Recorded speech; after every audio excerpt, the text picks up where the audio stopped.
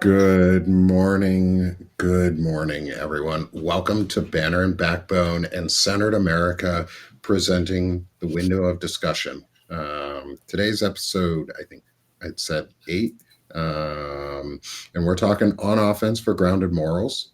I'm Nick Perro, joined by my really good friends and colleagues across the board from various publications and networks. I'm here with Banner and Backbone. I'm joined by Sherrod Sweeney, director at Centered America. His co-director will be on here shortly, Gavin Faber. I said his last name right. Yeah. Awesome. And then we have our good friend, Evan Fields, who is News from Underground and a Lincoln Square contributor. And our good friend and firebrand Shane Urick from the Firebrand Project, Banner and Backbone, all of the things that you see, and so much good news. Well, terrible news coming out, but great investigation. What's that? Is Shane. Shane is like our Chris Goldsmith. He's the bad news fairy of our bunch. Always bad news. Always fucking bad news. I am the bad news fairy. I'll read the reports and I'm like, wow, this is true, but fuck. What fuck? Oh God, Shane, I'm so excited for you to meet Marlon Weems. Oh yeah. Monday. So Marlon Weems is joining Shane Urick and I on Palin Talk on Monday, November 25th, I think it is. Next Monday. I don't know the exact date. It's coming soon. It's coming. Imminently. Marlon Weems, and Imminently. we're going to be talking about Palantir and the finances and like some of the stock sell-offs that Peter Thiel just did with Nvidia. $40 million drop of Nvidia stock and Anthropic. taking almost Fucking $200 million out of the stock market or some shit like that just by himself. Like, nutso, dude. Yeah. So we're talking on offense with grounded morals. Sherrod, can I have you reintroduce yourself a little bit, and then Evan, reintroduce yourself too. Everyone knows Shane, so I'm going to skip over you. I'm joking, brother. I want you to reintroduce yourself. It's okay. So Sherrod, let everyone know so that we can just begin our discussion point once we're all in it, Sure. and just go from there. We've been having some great early prep talk. Yeah, hi, I'm Sherrod Sweeney. I'm the director of Centered America. We're a 501c4 organization, a nationwide organization incorporated in the state of Missouri. We're for defending democracy, resisting authoritarianism, giving resources and independent journalism out to the people. And we just can't wait to keep this fight going and resist what's happening in this administration. And we're happy you're all here today. Thanks, Sherrod. Great to have you here again, brother. Evan. Yeah. And I am Evan. Like Nick said, I work with Lincoln Square, a great pro-democracy media organization, and I run my own Substack, News from Underground. A lot of political and media critique and, News from Underground, the deep and dark and dirty stuff. I'm excited to be here with you guys. Really great to have you. And Shane? I am Shane Urick. I am the founder of the Firebrand Project. I do a lot of things these days. I kind of find myself living in the world of the deep state and corporate corruption. I'm spending way too much time trying to figure out what Jared Kushner is up to just about everywhere right now. It's consuming my research, and I just put out the first of the Kushner files. So if you haven't read them, go read them, because MBS was just in the White House, and it's all about how Jared Kushner made him the crown prince. So if you're wondering why that motherfucker was there, it was Jared Kushner. He did it. He was there. So that's what I'm doing right now. I do the Firebrand Report every day, Monday through Friday. I talk about the crazy stuff, then I help put it all together. We're putting together the pieces of the puzzle in the great game. And I am kind of a bad news fairy, but I give it to you with a smile.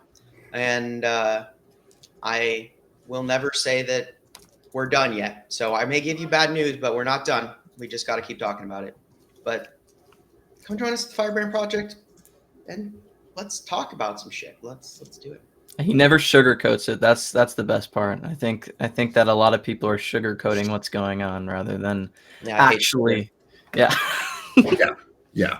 Except It's good not to Sugar sucks. I put chocolate sauce in my coffee, not sugar. You got to coat it all. You can't just sprinkle sugar on it. You either cover it up, which we can't do. Pure cacao. Pure Pure, straight from the source. Shane Purely goes extracted to resources from Latin America. from Yeah, the global south. Shane drives down to Panama every month to get fresh cacao and then comes back up. He skips Nicaragua. He goes all the way down to Panama because he knows where the good shit is from. He's the resource trap. He's doing it. I am the problem. I am the problem. I asked Gerald Shane is the Rock- caravan. Well, as we get on that note, derailing the entire conversation. we're derailing ourselves early. No, that's fine. It's good to have some good laughs and joy while we're doing this because a lot of the shit that gets talked about in the media sucks. And I wanted to bring up a topic that I started yesterday with Walter Ryan, was around the use of the word regressive over conservative. And is it just a marketing ploy, or is it actually like an empathy thing? Because somebody called me out and was like, this is like normalizing strategy over empathy. And I was like, well, not really. Like, pulling on the heartstrings of somebody because you labeled them the correct word isn't just strategy. It's both. Like, can't it be both? And so I wanted to get your guys' thoughts on the idea of like regressive versus conservative. Is it an important distinction? Do we care? Could we rebrand the Republican Party to, say, the Regressive Nationalist Committee instead of the RNC being what they are now? Like, is that going on offense? Does that show any moral grounding? I think it does. And I'll definitely go into my opinion, but I want your guys' first because I don't want to take over this conversation. Yeah. So I mean, I'll jump in first, I guess. I think that when we're thinking about regressive versus conservative, we don't want to regress even further, because what happened before Donald Trump, we don't want to go back to. We don't want to regress. We can't have the Republican Party be the same as it was before Trump, because that's what got us here in the first place. We wouldn't be here if the Republican Party wasn't the Republican Party that it was during the Obama administration. That kind of set up what we are seeing now. And so I think it's important, though, to make the distinction between regressive and conservative, because there's a difference between a Republican that's defending the Constitution that doesn't want it to break and a Republican that doesn't care. We're seeing with Marjorie Taylor Greene this, like, how can we tell that her actions are pure, or how can we tell that she's actually wanting change? And we don't quite know. And I think it's different for a lot of people. Marjorie Taylor Greene is a nationalist Republican. We're never going to agree, but there's going to be some issues that we do agree on, like the Epstein files, like the Epstein file release. And so we have to pick our battles where we can actually get them and join together. So that's what I'll say at first. Yeah, I think that's a smart way to approach it, is like picking your battles, because I think we even saw yesterday with the press conference that she was doing, even with like the stances that she's made lately that kind of seem a little bit more progressive or even like just conservative, that she was still defending Trump, that she was still using that language of, this is a man I defended, and she was still making talking points about how she believed in the MAGA movement. So somebody like that can't be the leader of conservatives going forward. We need somebody that's going to defend the Constitution and believe in those things. And I'm not buying that she is all of a sudden changed by any means. I think that she's definitely a regressive conservative, and that she wants to go backwards, not forward, and she doesn't want to preserve anything that is sacred to democracy. So I think that's definitely a good point, is we have to take it step by step, especially with people like her. I think Marjorie Taylor Greene is full of eagle jizz a lot of the time, is what we call it. Yeah. Performative patriotism is like, it's politicking at its worst, is what she does a lot.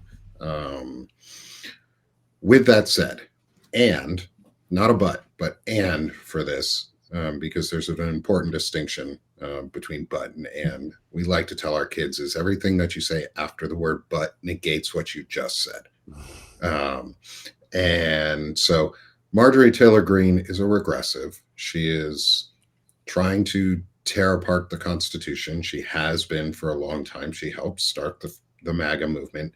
And she is currently supporting the survivors of the Epstein saga, pedophilia, rape, abuse, and destruction of those young girls, now women's lives, and boys, I'm assuming too, in there that we just haven't heard about, or aren't really talked about. And again, I'll say this is if there are any boys who are now men who were part of this and want to reach out and have like and are willing to discuss this in a either in a private setting or in public, I'd be willing to discuss it. Like as harmful as that conversation may be to hear, like emotionally at times, because it'll be breaking. Because I have a son and I have a daughter and I was a kid once.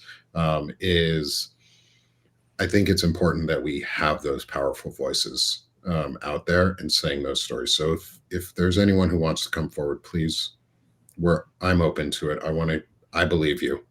I want to hear your story so that it never happens again. Yeah. She helped enable all of that, but she's against it right now. It's like she's actively fighting against it. She is actively fighting against pedophilia and helping to take down the regime that is currently in power. She's a political tool. Can we just use her as one? Like, we're forming a small coalition for a moment. We're not linking arms. We're just saying the enemy of my enemy is still my enemy, but they're my current ally. Yeah. I think, but I didn't mean to cut you off, Sherrod, but I did want to. I watched a great show of Democracy-ish yesterday. I'm driving back from, spending time, had a great evening with my family, so I decided to ruin it by, looking at what's going on in the world. But I watched a great episode of Democracy-ish, and they were talking about MTG. And they brought up how in 2021, she chased around a Parkland shooting victim with a fake gun on Capitol Hill.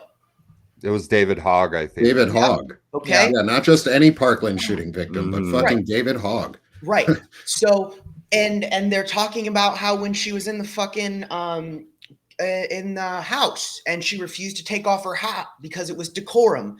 I mean, she fucking sucks. Like, you can run the tapes on MTG. She doesn't just get to go on Fox with Dana Bash and be like, I regret a lot of my decisions and I'm a changed woman. I think we all need to come together. Fuck you, MTG. You're a bitch, okay? But you are, like Nick said, and like they said very clearly here, just like Adam Kinzinger, she saw the way the wind was blowing, and she took it. Adam did it a lot earlier, for better or for worse, but it's the same thing, okay? Like, I want to be very clear. If you're a Republican and you leave, and whether you read the room earlier or later, like, no one should be criticizing her right now for attacking Trump. Let her do it. We got plenty of receipts to tear her ass up later, okay? Like, we got plenty of things, but nobody should be coming out at MTG, because the last thing we want her to do is to go back into the fold and just regress. Let her fight. Let them kill each other. It's the Hunger Games. Let the District 2 people kill the District 1 people. They're going to kill us if we try and fight them. Let them do it. Because what did it was Danielle. She's like, I don't give a fuck how the regime comes down. I don't care if we tear it down with a national strike. I don't care if MAGA destroys itself from within. As far as MTG goes, everything that she will bring past what she's doing for us in this moment is regressive. She is entirely regressive. She is a white nationalist. She said on CNN they should bring on Nick Fuentes. Like, what the fuck? Like, there is no meeting her in the middle. There is no political discussion with Marjorie Taylor Greene. She is a racist. She is a psychopath, white nationalist, and I would never willingly spend more time in a room with her than I would ever need, because she fucking reeks morally and probably physically from chasing around Parkland shooting victims all the time with fake weapons and never taking off her MAGA hat even to shower. So that's what I got for that. A little spicy this morning. I apologize. Yeah, and I Don't think apologize. Don't yeah, apologize. don't apologize. I think what we're seeing though is I think they're seeing that MAGA is coming down crashing, and they have two choices.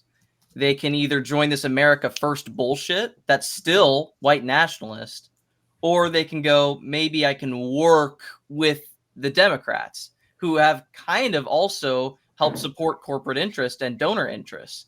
And so they can fit their way in because they are also, they are too supporting corporate interests. And I think we need to ask this question. Whoa. Oh, Shane's falling. Whoa. Hey, Carl. He gets confused. It's okay. We'll figure it out, Carl. There you go. All right. I got a new camera. He gets confused sometimes. He's got. It's so funny. I think we have to just ask the question: if they are for America, what America? What Americans are they for? Are they for the immigrants in ICE facilities? Are they for transgender individuals? Are they for and they are not. And we have to ask that question, because that's what's going to be the tell all. And we also have to treat it like an addiction. And I've been kind of writing a lot about that.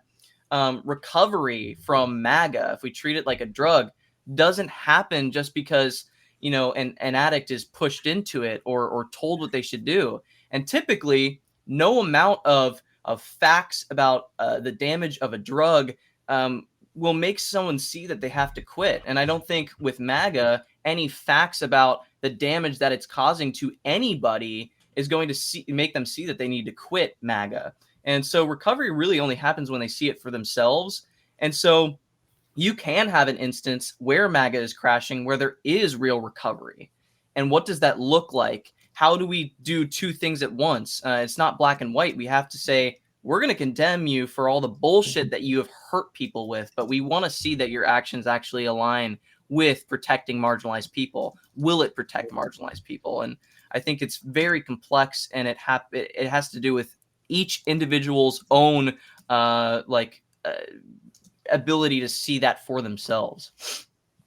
Yeah, and whether they're going to double down into that new street drug that just came out, Nick Fuentes. I mean, we see the race to the bottom, and we saw kind of a lightened up version. Well, not lightened up, but more of a Christianity polished version with Charlie Kirk. And then that vacuum came along with Nick Fuentes, and now it's like new dope just hit the street, and they're fully energized again, and they're ready to go. And I think part of it with Marjorie Taylor Greene is the economic aspect of it. Like, she needs politics, or else she just goes back to bumfuck Georgia to being just some regular racist back home and everything. So I think that she's got to kind of toe the line with re-election and everything. And without her being able to move up into the Senate, like Trump was talking about, where he gave her the no-go on that, she's realizing that she kind of has to play the moral line with re-election coming up and with the polling that has been coming out. But I wonder, how it's going to divide. And I think that's going to be good for progressives and for Democrats, is that civil war and that internal fracture with who's going to line up with Nick Fuentes and who's going to go more like a bipartisan route for this post-Trump world that we're about to see.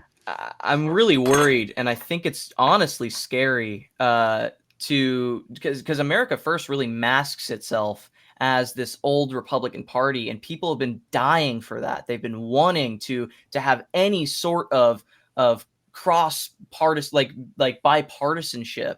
And so, seeing that these people are like, no, we're moral now, we want to work with you, makes people like want to work with them when they shouldn't. They're still white nationalist Republicans. Like, that is what they want. And it masks itself as being able to work with you. And but there is this balance that's happening. We have to take moments like this and navigate a really complicated balance, because MAGA is breaking rapidly. And we have to decide, are they going into this America first, this street drug like Evan is talking about, or are they actually going to acknowledge what they did before, how it's hurt people? Yeah, and going to a comment in the chat too is like, one of them anyways is about Jewish space lasers. Like MTG, like we can't forget. I'm culturally Jewish. My family can trace its origins back. We have Ashkenazi Jewish traits. We know we are like we know our family's history and legacy. I'm not going to forgive her in any fucking way for saying that Jewish space lasers caused wildfires in California, because that's racist, that's anti-Semitic and racist as fuck and bigoted and hated as shit. Yeah. She has to earn trust back. And part of this conversation is, how do you earn trust back? Like, and when do we get to a point where like trust means like the difference between like Joe Walsh? Like, I have trust in some of the things that Joe Walsh is doing. A lot of the things he's putting in a lot of effort to not undermine the Constitution currently. He erred really badly. Like, the Tea Party moment brought about MAGA, and he's spent the last almost decade trying to recuperate himself and undo a lot of that damage. He also has a lot different views personally now than he did decades ago. And how do we accept what Joe Walsh's new version of conservatism could look like compared to what like conservatism is defined as currently? Because there's a lot of hate and a lot of emotion that comes with the word conservative right now, and it's a lot of negative emotion. Like, most people hear conservative and they hear, ugh, these fucking people, they're Nazis, they're bigots, they're hateful, they like pedophiles. That's why I like calling them regressive now, because they like regressive things. They want to take away our social services, they want to take away our healthcare, food benefits, retirements, 401ks, pensions, anything, unions, any ability to like workers' rights, shit like that. So they regress, which is much different than conservative. And is Joe Walsh a true conservative? And what does that actually mean? Like, what do we do? How do we define conservatism without framing it in right-wing, like real right-wing bullshit? Because I believe there's a progressive conservatism. Like, conserving means to protect and defend and ensure that the longevity of something is able to be sustained. Like, conservationists are conservative by nature. I think that it stems from, there a lot of conservatives are constitutionalists and preserving and defending and conserving the rights that are afforded to Americans within the Constitution, within the Bill of Rights, and all of that. And we're not seeing that from hardly any of them at this point. We're not seeing it from the Supreme Court. They're not conserving any rights, even though they have a supposed conservative majority. So yeah, I think the entire party is just acting regressively right now. The things about, I do think that people like Joe Walsh, I think Rick Wilson's a true conservative. I think that he's about conserving rights and conserving the protections of this country. But do you think that there's like small litmus tests that you can make along the way for people to like whether they are actually practicing these things?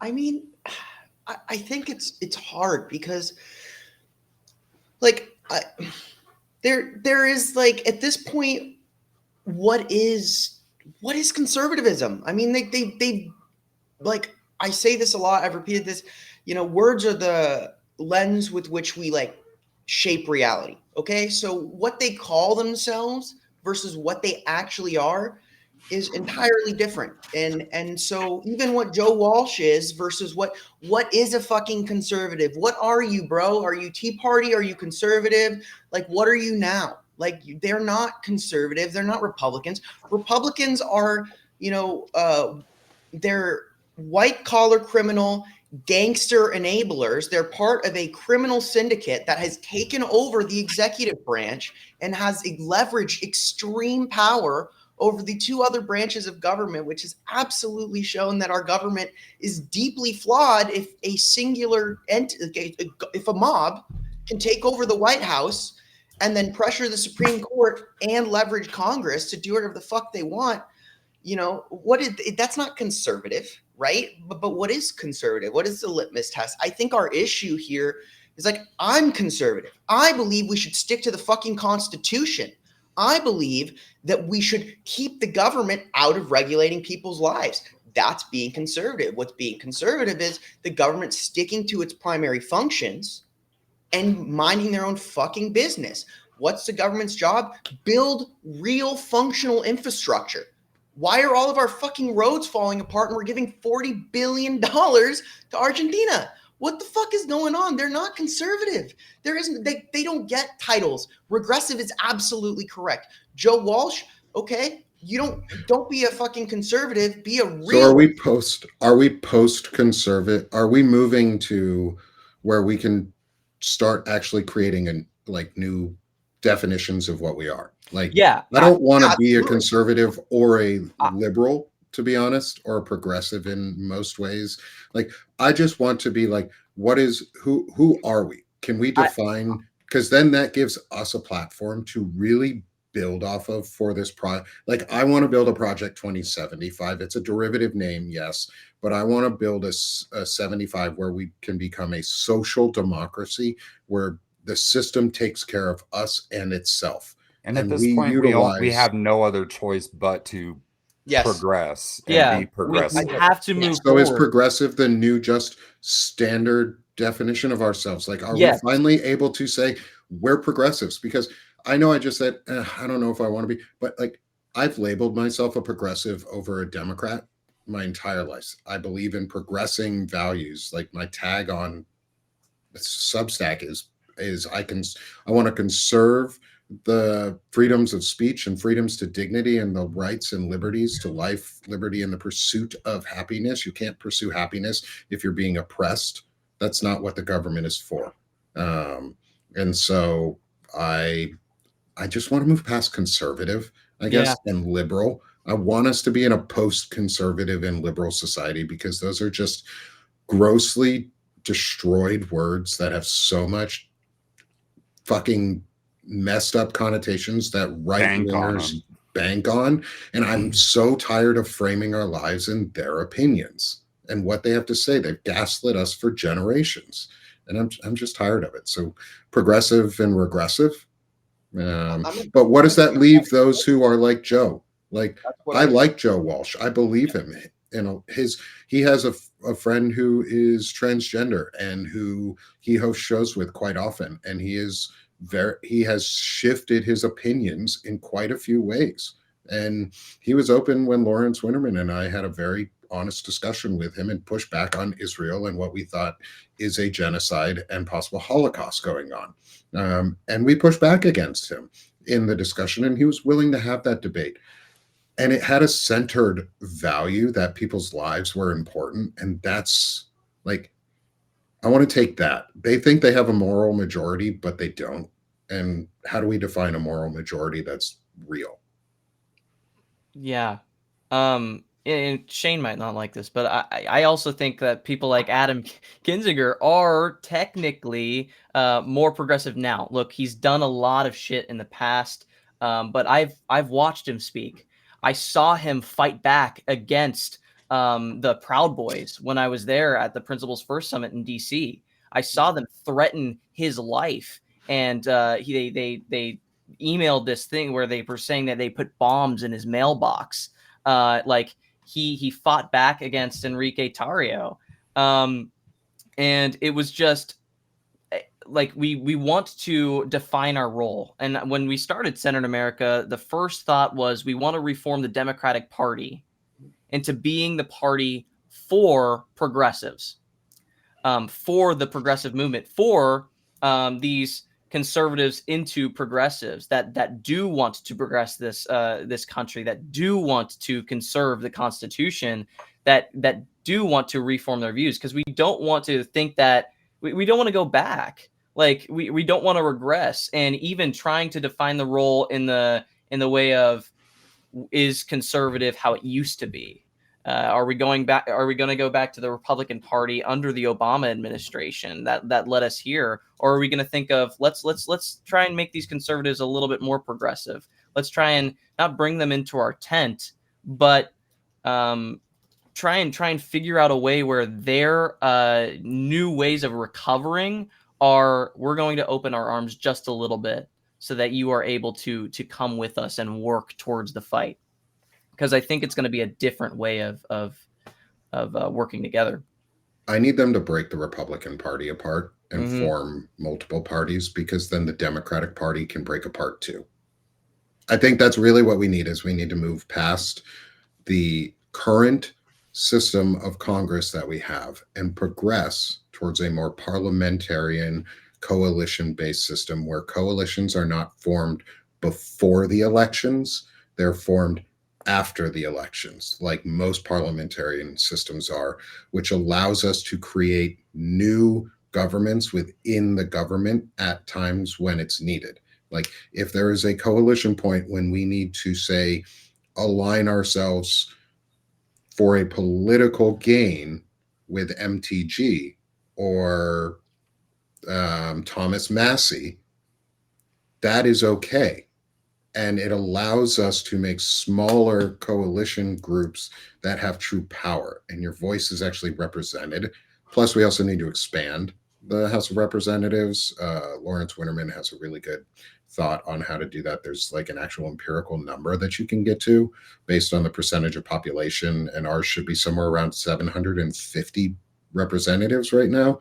And that would also solve gerrymandering. Just in itself, it would make districts tiny and basically solve gerrymandering on its own. But anyways, what do you guys think about the idea of, if you want to take the Democratic Party and turn it into a progressive party and take it over from within, should we be encouraging Adam Kinzinger and Joe Walsh and folks like that to make a new constitutionalist party, or whatever party that makes the Republicans go the way of the Whigs and the Democrats go the way of the Whigs?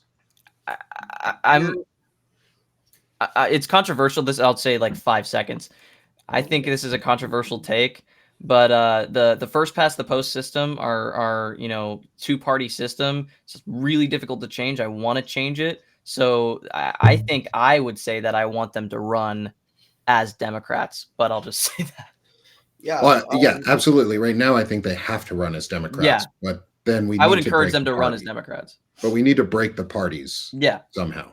And I think that right now we have to work within the system, like Sherrod's saying that. But I think that if we were able to break that two-party system, that's going to do nothing but help empathy shine through, because then you're going to have good policy breakthrough, and you're going to have more ideas exchanged and more options for the people, and you're going to see those less empathetic takes and those less empathetic political positions like MAGA policies and everything. You're going to see those kind of fall back to the wayside. And I think that, I don't know that we could eventually get there. I think it's a great idea and everything. I think that it would be better for our country. But I do think that people like Adam Kinzinger,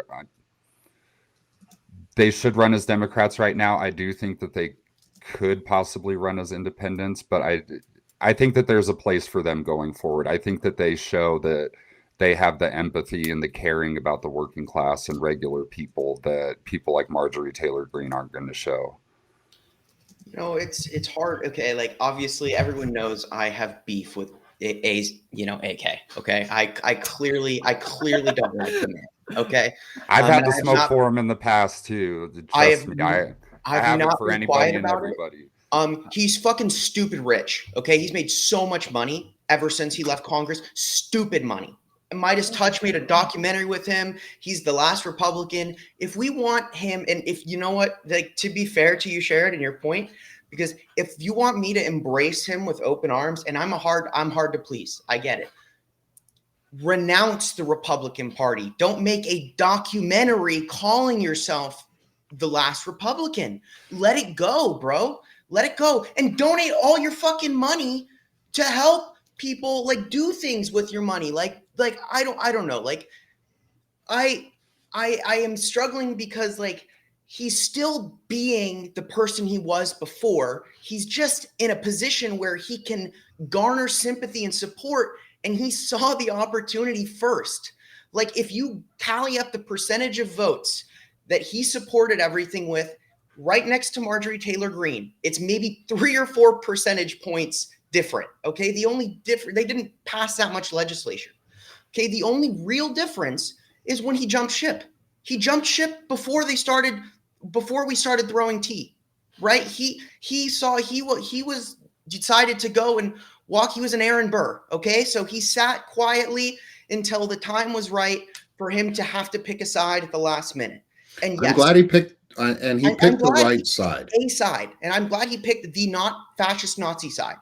And I'm sorry that his decision to ally so long with white nationalists drew the ire and the violence that comes with white nationalism. That sucks. I'm sorry.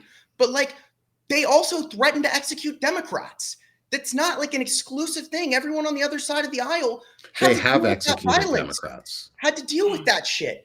All the Republicans were talking about that shit. Like, let's talk about Marjorie Taylor Greene. We need to both, it's the same shit to me. And I appreciate that it's helpful now. And if he wants support from everyone, let go of the Republican. Don't be the last Republican. Be something different. Be the bridge. Well- you got to be the bridge. And the names matter. Names matter. Republicans, like Nick said, the party has to die. And that's my thing, is I see a lot of people with the two-party system. Democrats, if the Democrats want to stay Democrats, they need to reform. They need to purge. They need to get rid of the Schumers and the Pelosi's. Keep the Warrens. She's fantastic. You know, keep the Crockett's, keep the AOC's, but get rid of and of the slop, the garbage that's weighing down the only opposition there is. Rebrand. I think, actually, I've told Nick before, if there's ever going to be a year of the dark horse, it's now. If you want to run as an independent, I think Democratic Socialists should come out and say, I'm a Democratic Socialist. Mamdani is the golden ticket. He won. People came out. 1 million New Yorkers voted for Zohran Mamdani. That's almost as many as came out in the previous election. It works. The model works. And I'm not saying that anything other. If you want to form a coalition right now, Democrats and Democratic Socialists, that is your bridge to a coalition right now. There are things in place. My perspective is I kind of live to be a little contrarian. I don't know. That's just me. But at the same time, I see the value in backing Democrats. And I see the value in them being the only platform that exists right now. We need to do something else. And that's my opinion. And I respect everybody here a lot. And I might be kind of disagreeing with you, but the end goal for us is all the same.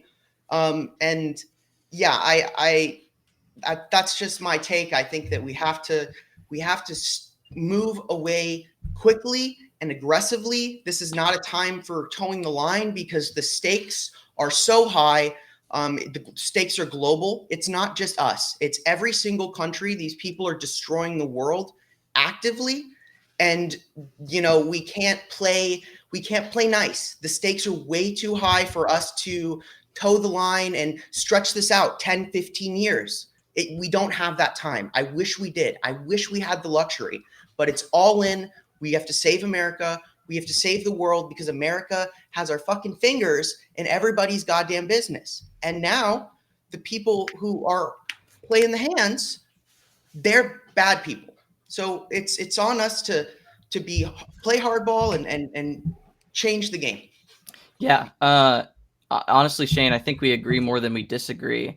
And I think we point that out with people like Lev Parnas, right? He was an ex-Giuliani associate, sentenced to 20 months in prison for investor fraud, wire fraud, investor crimes. I love and Lev. I think and he's you great. love Lev's Lev, a super and you cool love dude. Lev, I do. right? You love him, but what's to say that that's not also happening with Lev, like we're talking about it happening with AK? And we can't go in this like black or white scenario where, okay, are they capitalizing on the Democratic Party and being a progressive, or are they actually recovering? And, to say that we're going to let Lev in, but not AK, it makes no sense. Because yes, AK has done some bullshit. So has Lev. He worked alongside Trump. He's worked alongside Giuliani. I like Lev. I like Adam Kinzinger because I know that they've switched, and I've seen the recovery, and I've seen how they talk. I've seen him put $2.2 million into running Republicans that are against Donald Trump, that are the conservative movement. I've seen him do that work. And I think I don't want to be hypocritical. I think where Shane might be coming from on this, and maybe where I'm coming from, is I would rather him put that money to build a new party. Yeah. Because the thing is, we keep being told we can't. Why? Why can't we though? Like, why can't we? Yeah. If we broke, let's just say this. Let's say Texas Republicans broke down into four different parties. Like 4 different parties. They just broke down into 4 parties. And now Republicans no longer have a majority because now there's 5-6 parties in Congress. Okay, well, that means the Democratic Socialist candidates who ran under the name of Democrat, you're free to break apart now too. Like, once somebody does it, the floodgates open. Like, we keep being told we can't do things in America. You can't have health care. You can't have these nice things. You can't do this. Well, fuck that.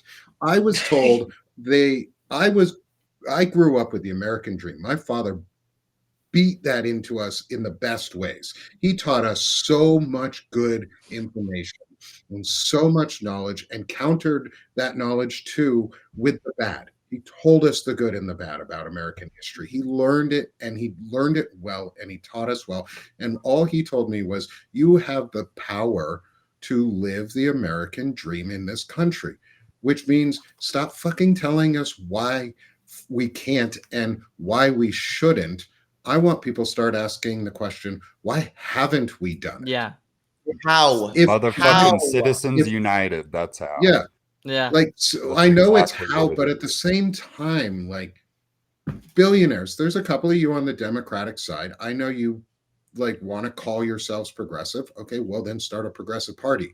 If enough people came together on the citizen side and just said, we're starting a new party, and every state just went, well, I like my local politics a little bit more, so my state socialist party or my state Democratic Socialist Party, now we're on the state ticket. And instead of being a Democrat, you're a Democratic Socialist. And you have to form fucking coalitions while you're in the government. And that is how we choose the Speaker of the House, like through real coalition building after elections. We got to stop fucking living in this old tradition of forming coalitions before elections as the end all be all of politicking. That's the 50+1 crap that we're told has to be the final solution of our political party system. Like, why are we giving them the power to control? The highest rank of office in this country is voter. They rank. We have a caste system in this country. It's 3 castes. It's voter, non-voter, who is either exclusively eliminated from the process of voting or just chooses not to vote, and public servant. You live under us. You are our servants. You are servants to the public will. And if we decide we don't want Democratic and Republicans, then why the fuck do we have to listen to what they say? They break the Constitution all the time. Why can't we just meaningfully go, we want this because it's for the Constitution, and just do What's it? your take, Evan? What's your take on that, Evan? I think it all comes back to money, man. Exactly what Sherrod and Shane were talking about. I think with so much money in politics, I think that there needs to be less money, more transparency. Or if there is going to be money, there needs to be more transparency. Because I think that there's problems with money, because I think there is a sense of protectionism. Like once people get to a level of like an Adam Kinzinger or something, I think that there's kind of like an, oh shit, like I got to kind of like stay here so I'm good kind of thing. But I also think that, you know, with somebody like Lev Parnas spending money and everything to try and make up for misdeeds that he did in the past, that there's two sides to the same coin. You know what I mean? So like I want money out of politics. I want people to just be back to being actual public servants, and us being able to tell like who's good and who's in this for the right reasons, because there's no money in it. You know what I mean? Like people don't join the army to get rich. They might join the army to get opportunity or a solid paycheck and everything like that. But there's a sense of public service in it. And I think that's what we're missing from politics right now, is there's so much fucking money and there's so much interest in shareholder value and growing revenue for shareholders and lobbyists donating to campaigns. And I think that there's so much money in the two-party system that's why you get things like creating coalitions and everything before, because they're trying to shore up the money in one spot. So I think that, you know, if we build coalitions after it's already, the voters have decided and everything, so you're building coalitions based on what the people have voted for. I've got a like serious problem with money in politics. It leaves everything open to corruption. And I think that we've seen it on both sides, where it's infected the way that public servants work for the people and their idea of working for the people. And I think that if we can solve that, then we can start to get back to a place to where we can like actually trust people. And we don't have those questions about like, oh, he made $10 million off of this. And you know what I mean? I think that then we'll be able to see people's true intentions for it if we get like the billions of dollars out of politics. Yeah, You're absolutely right, Evan. Like I have to say, I'll make it quick, Sharon. You know, it's true. And I think one of the things I find every day, and it's probably the most disheartening part of my job, is just how you're so right. I mean, it's not even funny, dude. It's just everything's bought. Public Everything's servants paid. shouldn't be celebrities, and I feel like that's what they've become. Yeah. They're not public servants, though. They're private interests. The government is a private interest. Like I said in the beginning, the executive branch has become a criminal syndicate that is extorting the rest of the government. And that's what it is. We don't have a government. We have a mob. We literally have a mob. Like it just is. Like their actions under scrutiny, if we look at anything with the magnifying glass, it's criminal activity. It's straight up like this. There's no governance going on. It's crime. It's all crime. And it's so disheartening sometimes, because you're like, dude, like, where do I go? Even the Democratic Party. I mean, like, it's the same. It's so disheartening. But we have to, like, that's the whole thing, is where we need to, citizens united. If you can strike down one, brick out of the wall, we can pull it apart. But there has to be a place to start, and that has to be somewhere. And I think that we're kidding ourselves if we think that these people. There's a lot of people who I was watching. She's called Your Weirdo Friend, and she did a live stream. I actually really like her. She's very smart. And I watched her live. There's only like 15 people. If you haven't watched her, go follow her Substack. She's been on a couple lives with our friends. Teacher. Yeah, she's a community college teacher who teaches basically linguistics, but basically her job is understanding propaganda. and she was talking about something called forced teaming. All right. And it's where you basically, that's what America is, right? You're forced team, Democrat or Republican. And it's how they use emotions to drive decisions. We're all emotional. That's just how we work. So we can, and it's like you say, if I want to deliver truth, I have to deliver it with emotion. I have to deliver my truth with emotion, because if I want you to see the truth of the corruption, I need to be mad about it. So we can both be mad about it. If we're not mad, if I'm just trying to have a logical, fact-based discussion with you, the chance of me succeeding is much lower than if I am appealing to your anger at the fact that you're being robbed. If you call someone a billionaire or a robber baron, they're different. I love it when you call the billionaires dragons, Nick. I think it's perfect. They're greedy fucks sitting on their gold, but it makes you feel, if billionaire versus a dragon, they're different things. And I guess so with that, it's we can move the goalposts somewhere else. And when you say Republicans have to become Democrats, they've been forced teamed for years, and overcoming that, it might be easier for them to become something else than to become a Democrat. It really might. It might actually be a faster path than to convince, even if the Democrats aren't what they are, even if they offload the Schumers and the Pelosi's.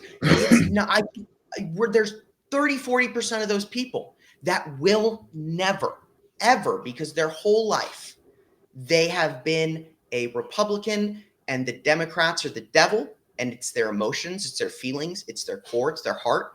And they might be willing to be a democratic socialist, or because that's a not reformist a party or member. a reformist, or the Reformist Party, or a constitutional American. Yeah, like, but they're not going to be a Democrat. It's like when people talk about the horseshoe and like how the left feeds into each other. People are going to be much more comfortable just skipping from here to here than going through the whole process of like going back down to become a Democrat. Yeah, like, why make it difficult to change the narrative if we can do the easy step of appealing to the voters who don't frickin' vote? Like, I'm tired of appealing to MAGA. How about we appeal to the people who are disaffected voters? Like, just exclusively to them. Like, if they're afraid of either the Republican or the Democratic Party, then we need to give them third, fourth, and fifth options now. Then they will become affected voters, because then they'll be like, oh, I see somebody who represents me. Yes, go to runforsomething.net. Learn how to run as a local candidate for your state under a different party from the Democratic or Republican Party, if you can, and if you have a local one.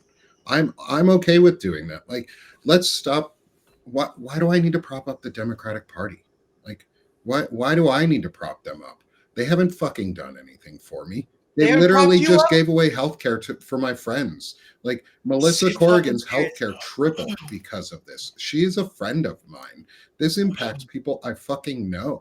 Like, why do I care? They just capitulated on the entire reason for shutting down the government, which was to ensure that healthcare subsidies stayed in place. They gave up on that. And in that capitulation, what I think just happened was a well-coordinated effort by the Republican Party under the guise of unity to all vote for the Epstein files, so that the Democrats could have pressured them into revealing exactly which one of them voted for it and not. They got away with all voting for it and got cover. The Democratic Party keeps covering for the Republican Party.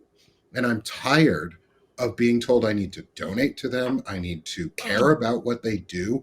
My local Democratic Party, sure, they do good stuff. The Arkansas Democratic Party won a seat this past election cycle for the first time in like 20 years. They're doing good stuff. The National Democratic Party hasn't done shit.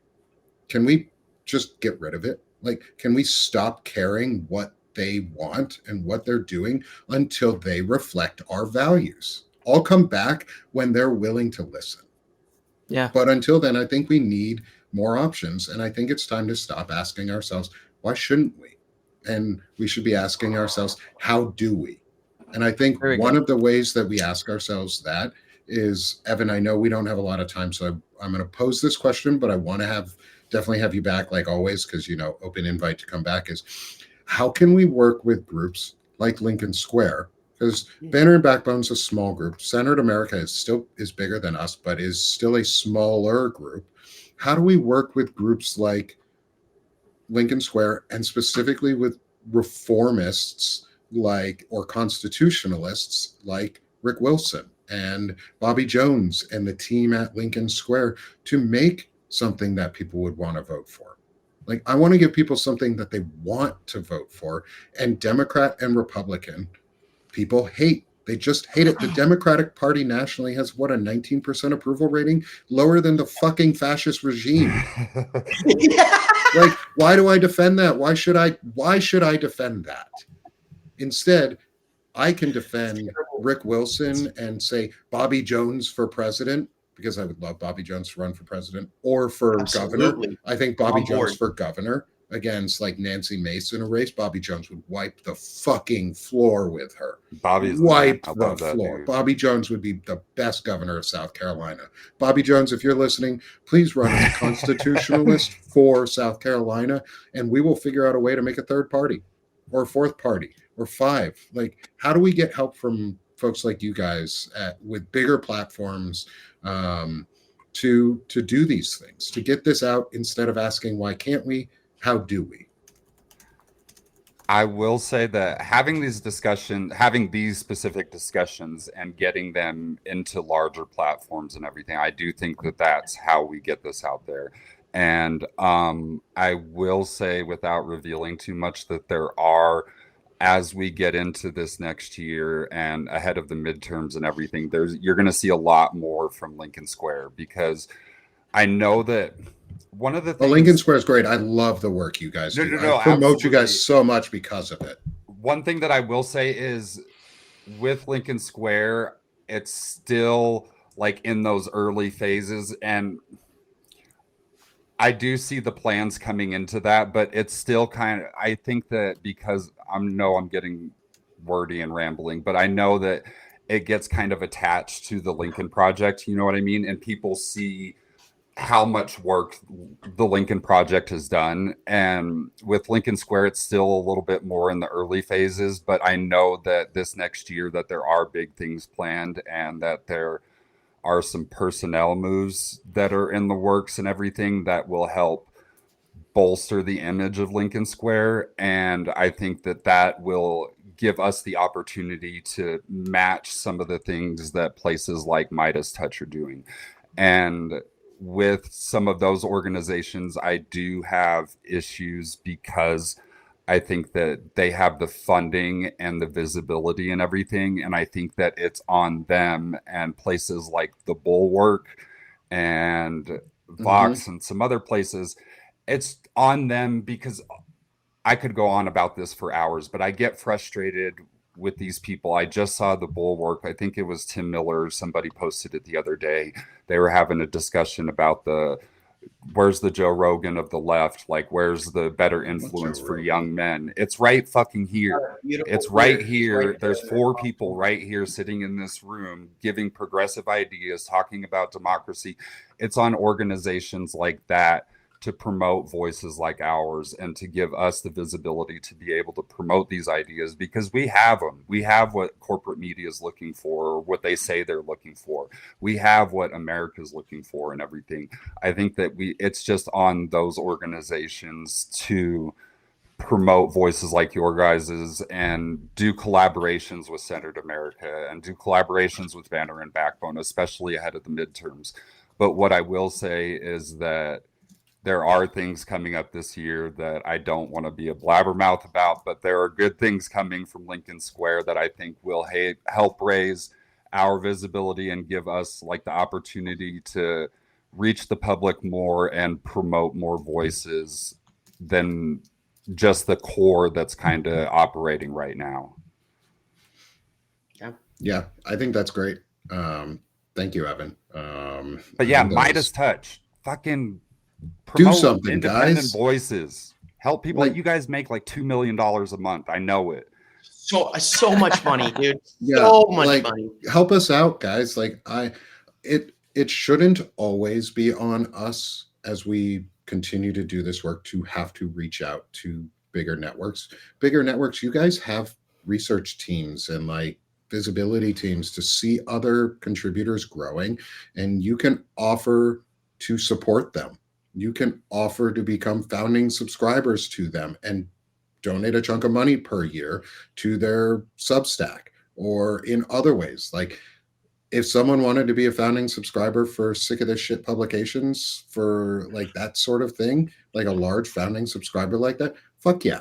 As long as I maintain independence to do my work and you want to promote and you're willing to promote, but you guys they have to reach out to, and I see some of them doing it. I see Lincoln Square. Like Evan, you got onto Lincoln Square. Like that, to me, that's part of that reach out. You're part of the community that they are growing and building. I see what Chris Goldsmith is doing and the Find Out podcast guys, and what Chris Goldsmith's new On Offense podcast just dropped today is on the Valor Media Network too. Like these are bigger platforms that are working to promote masculine voices and feminine voices, but for a lot of us it's the need. There's a very big void of good positive masculinity out there, and they're promoting masculinity in a positive way and helping smaller contributors become larger.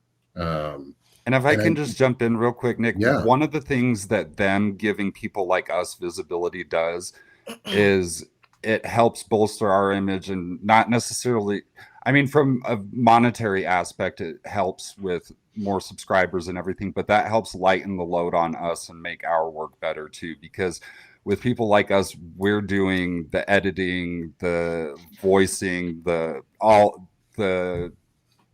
making the visuals, all of it. backgrounds. We're doing all the work that those organizations have, like multiple people to focus on each one of those aspects. So yeah, that visibility only helps people like you guys to be better and put out better work. Yeah, and to help bolster that visibility, because that's part of what we do here too, is we're going to do our QR codes here. Is so please join us, y'all. First, we're going to do Banner and Backbones. I'm going to. Ooh, I did it right this time. I figured I out the always mirror. mess it up. That way to me, right of my picture is the QR code for Banner and Backbone, which is the network here itself. I am a co-founder at Banner and Backbone with Lawrence Winterman. And we are doing a ton of work in the background. I am doing a ton of work in the background. All of the updates that you guys are seeing for Banner and Backbone, the new shows, the images, all of the new logoing and designs, the multi-platform streamings, that's me, guys. Like I work my ass off for this. I would love for support to come join us. We don't have founding subscribers yet for Banner and Backbone because we just haven't enabled it, but I think we're gonna start turning that on. So if anyone would be interested in becoming a founding subscriber for Banner and Backbone, Lawrence and I will have some discussions about that and see if we can get those turned on for folks. Thank you to whoever just scanned the QR code. Hell yeah. Welcome to Banner and Backbone. You got some backbone, and you're going to help us raise banners to restore integrity, service, and ethics in America. Rise with us. That's what we want to do.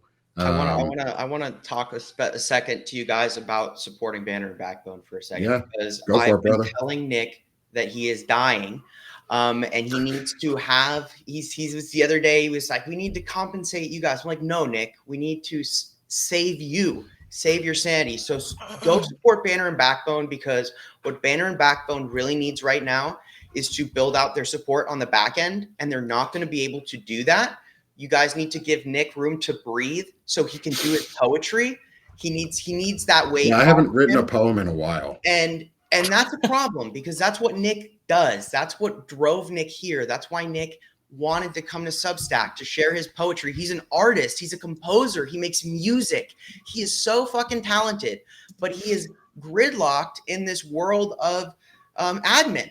And what Banner and Backbone needs is that financial support to get him those people on the team so that they can take that weight off Nick. So Nick, you should absolutely open up a founder's subscriber. You should do that today. And I'm certain that people will come after this live stream and they will help you get to that point where you can get at minimum someone part-time to be doing that project management. Because if you want to see Banner and Backbone succeed, we need to support Nick in doing that. I appreciate so I'm calling on everyone in this chat right now to keep an eye on that. And when Nick pulls up that founders option, and at minimum become a paid subscriber, because it'll help too. But we need to help build out that back end on Banner and Backbone so that we can focus on those other things. Because people want they want a space show, and me and Nick are so excited about it. And they want a calendar. People want like space. He's doing this. So you guys want to go to space more than just on that back end of Palin Talk? Go become a paid subscriber to Banner and Backbone. I'm done. But that's all. I appreciate you. I appreciate you, man, a lot, as always. And this show itself wouldn't be possible without our friends at Centered America. And so I want to give Gavin, Sherrod. And Gavin wasn't able to make it today, but we've got Sherrod here. And Centered America is a huge part of this with us. And we've been this is 8 weeks that we've been going with these discussions. We've had them almost every week. I think we've missed 1, maybe 2 with you guys throughout all of it. And so please go support them too. Like on top of Banner and Backbone, Sherrod, sell yourself. Yeah. So a lot of what we started Centered America was about was to figure out the how. We were talking about elections earlier, and how we can get a third party system going in America. And Centered America wanted to help reform the Democratic Party, but also try and figure out the how to do that. Not just what we want, but how to get there. And so Centered America, we're trying to defend democracy, resist authoritarianism, and give back resources to the people. I think we're trying to figure out how to work within the system to get out of the system, work within a system that's not working for people to leave that system and progress, just like we were talking about here. And so we'd love for you guys to subscribe to us, become paid subscribers if you can. We do breaking news posts every single day, give you very just kind of easily digestible ways to get your news for the day. So yeah.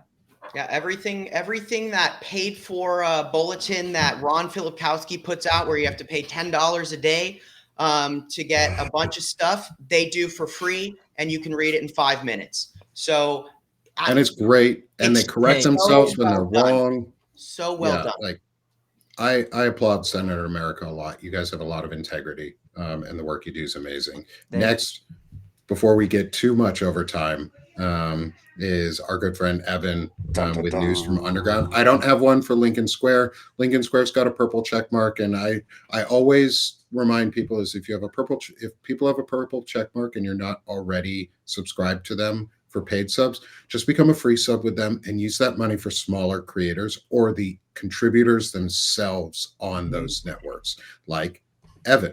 So go support News from Underground.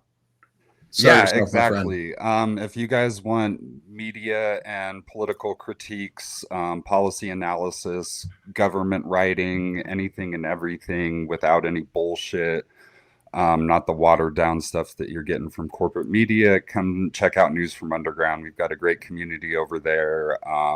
Got newsletters, we're putting out pieces almost every day. There's early access to the stuff that I put out on Lincoln Square. So any article that you're going to see, like you're going to get usually 3, 4, 5 days early on my Substack. And what else?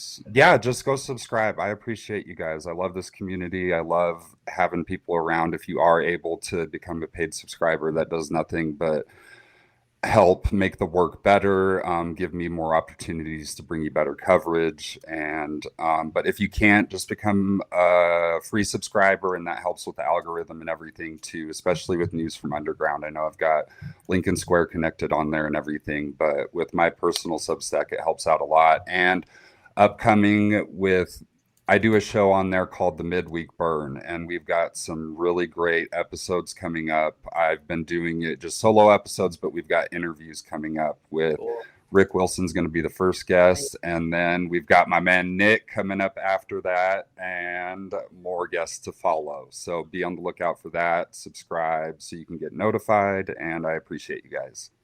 I'm super excited to be there. I can't wait to, I to talk to you volunteer as and tribute. do it. No, don't. Trust me. You guys are already in the lineup. I got you.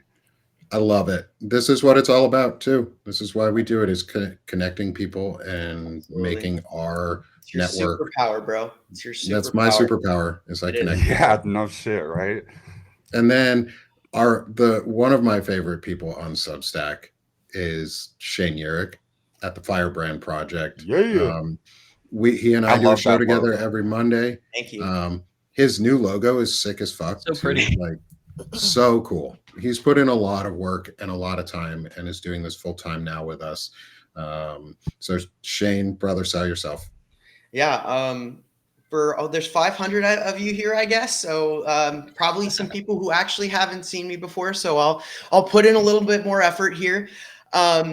But my name's Shane. I am the founder of the Firebrand Project. Our motto is to forge dialogue and burn bright. That's what we do here. It's not about me. It's about you. It's about firebrands. And even if you're not a firebrand yet, you already are in spirit because you're here having this conversation. You're here asking questions. You're doing the why, which is what it's all about. It's the why. So if you want to get the same kind of stuff you get from Evan, I'm very focused on analysis. It's about taking the headline and putting it together because I'm very much big picture geopolitical analysis, taking what's happening in Argentina or what's going on in Pakistan, Saudi Arabia, and making it make sense. So I do a show every day, Monday through Friday, called the Firebrand Report. And what I do is I go ahead and I hit the headlines, and I'll pull those things that maybe don't look connected, and I connect them for you. And it's growing. It's great. We have over 100 people every day, and the chat is vibrant. They're having discussions, and it's what I'm so proud of is just to see that the Firebrand community is growing, and I want you to be a part of it. I do investigative writing. I've very much shifted in that direction.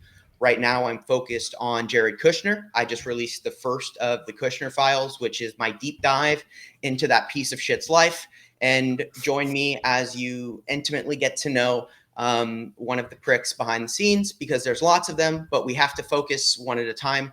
So go check it out and come support me at the Firebrand Project. If you can become a paid subscriber, like Nick said, I'm trying to do it full time. I'm busting my ass. I promise. Like, you're going to get money.